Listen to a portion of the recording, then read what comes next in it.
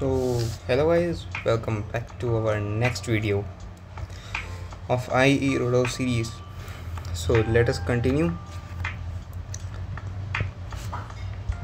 Two positive charges q1 q2 are located at the points with radius vector r1 r2.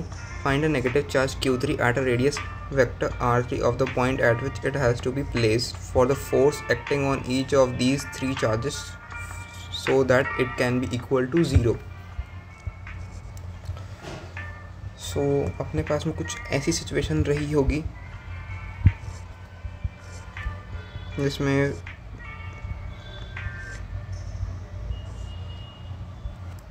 थोड़ा सा ये extra हो गया।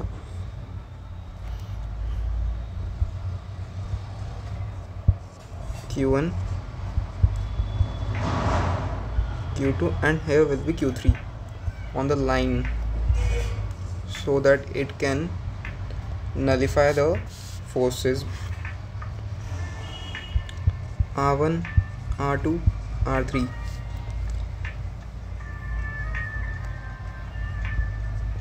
This is a vector,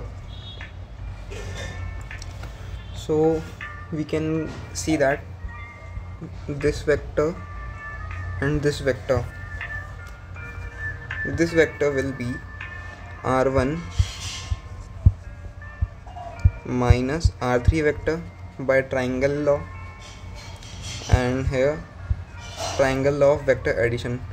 For clarification, R2 minus R3 vector. So अब Q3 के ऊपर equilibrium, for equilibrium on Q3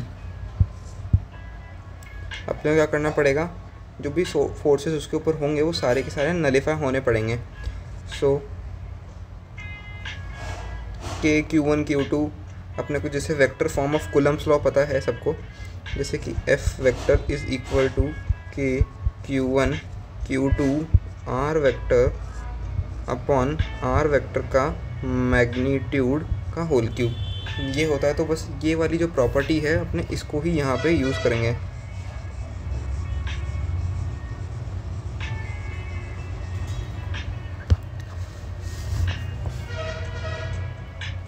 तो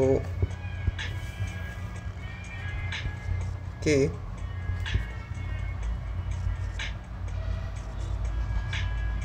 Q2 Q3 into R2 minus R3 vector upon R2 minus R3 vector का मैग्नीट्यूड का whole cube plus k Q1 Q3 R1 vector minus R3 vector upon R1 minus R3 vector के mod का whole cube is equal to 0. अब मैं सीधा सीधा के यहाँ से कैंसिल कर दूँगा, Q3 भी यहाँ से कैंसिल कर दूँगा.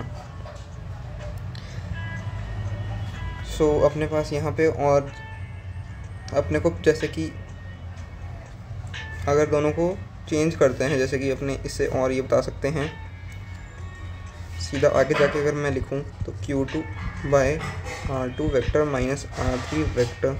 आप सिंप्लीफाई करके देखेंगे तो आपको पता चल जाएगा. देखिए मैं ये स्टेप लिख रहा हूँ,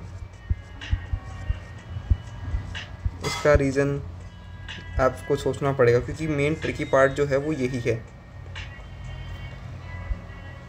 क्योंकि हमें पता है कि यूनिट वेक्टर, कोई भी यूनिट वेक्टर दुनिया में हो, उसकी मैग्नीट्यूड हमेशा 1 ही रहती है. तो अपने एक यूनिट वेक्टर जो है इससे ये लिखेंगे R2 माइनस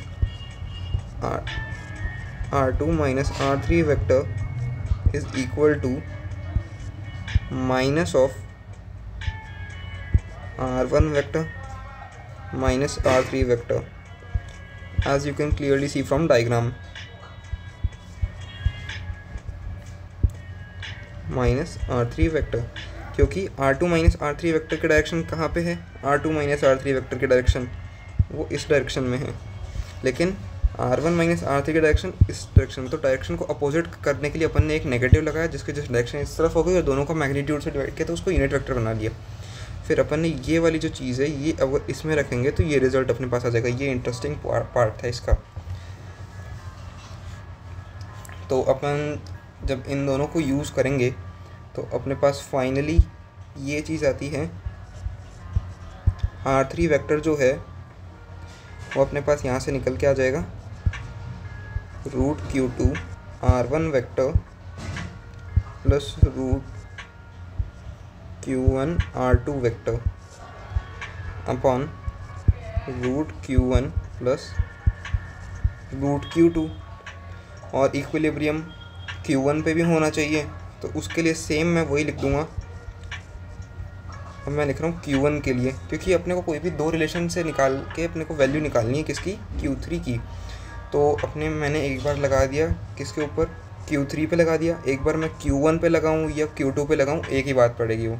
तो मैंने अभी Q1 के ऊपर यूज़ करा है, तो Q1 Q3 into R3 minus R1 vector upon R3 minus R1 vector का मैग्नीट्यूड का whole cube is equal to K minus का, तो मैं एक बार इसको LHS में लिख देता हूँ,